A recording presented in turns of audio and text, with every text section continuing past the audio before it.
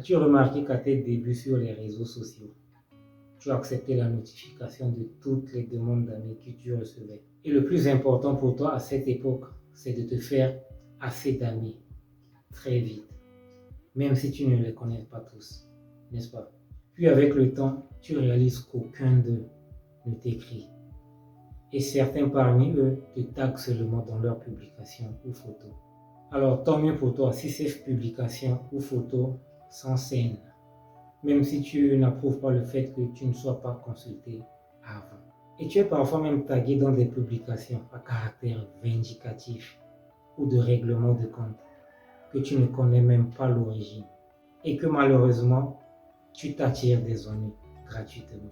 Et d'autres vont même plus loin jusqu'à publier ta photo sans ta permission en plus. Alors que toi tu es dans le schéma où tu sépares ta vie privée de tout ce qui est réseaux sociaux. Tu as au moins vécu une de ces situations, n'est-ce pas?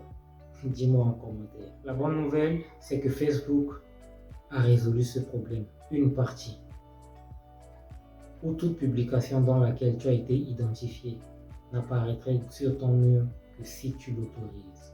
La partie qui reste, c'est d'avoir l'autorisation ou l'aval de toutes les personnes identifiées dans une publication avant qu'elle ne soit publiée. Et cette anecdote est valable pour tous les secteurs de ta vie. Ça peut te paraître exagéré à le dire, mais crois-moi, tu réaliseras plus tard qu'on ne se lie pas d'amitié avec tout le monde. Et pendant que je te parle, j'imagine que le nombre de tes amis Facebook est estimé entre 200 et 300, minimum. Certains que tu connais ont même explosé leur compteur de 5000 amis et ne peuvent plus recevoir de nouvelles demandes d'amis. Et le comble, tu n'en fréquentes que très peu dans la vie réelle. Tu dois sélectionner avec qui tu collabores, pour ne pas dire avec qui tu traînes. Et savoir qui tu autorises à venir chez toi. Parce que crois-moi, tous ceux qui franchissent le seuil de ta porte ne sont pas ceux que tu penses. Certains viennent voir comment tu vis pour comparer ta condition à la leur. Tu dois faire très attention à qui tu ouvres tes portes. Parce que sinon, tu viens d'ajouter dans ta liste de personnes peu fréquentables et envieuses une toute nouvelle. Si cette dernière réalise que ta condition de vie est un peu plus améliorée que la sienne, fais très attention. Et d'autres ne viennent malheureusement que quand tu es en période d'abondance, où le miel coule à flot, puis disparaît automatiquement quand la source tarit pour revenir plus tard.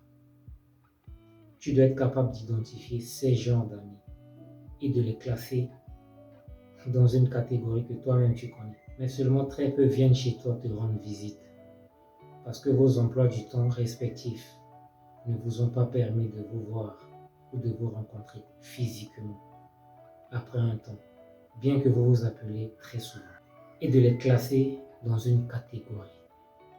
Ce stade de ta vie est comparable au temps que tu as eu à passer sur les réseaux sociaux pour commencer par réaliser que toute demande d'amis n'est pas seulement une demande, mais une invitation à venir investir et fouiller dans ta vie privée.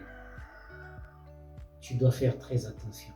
Tu remarqueras aussi qu'à une certaine époque de ta vie, à un certain âge, tu étais entouré de plein d'amis avec qui tu partages tout, presque tout. Je peux dire qu'à cette époque, tu étais encore naïf. Parce qu'aujourd'hui, quand tu fais le point, il te reste juste une poignée qui sont encore avec toi. Et face à ce constat, tu deviens beaucoup plus sélectif. Crois-moi, cette nouvelle attitude est à ton actif. Et cette période de ta vie est semblable à l'instant où tu reçois une notification de demande d'amis. Et ton tout premier réflexe que je sais, pour être dans le même schéma que toi, c'est d'aller te renseigner sur le mur de cette personne. Investiguer un peu avant de faire quoi que ce soit. Et si ce que tu vois là-bas s'aligne avec tes principes et valeurs, peut-être que tu accepterais cette invitation. Sinon, elle restera une invitation comme d'autres qui sont pleins en attente. Tu sais de quoi je parle. Je suis d'accord que tout ce qu'on voit sur les réseaux sociaux ne permet pas de décrire quelqu'un. Mais la probabilité est grande que ce que tu vois reflète en partie sa personnalité.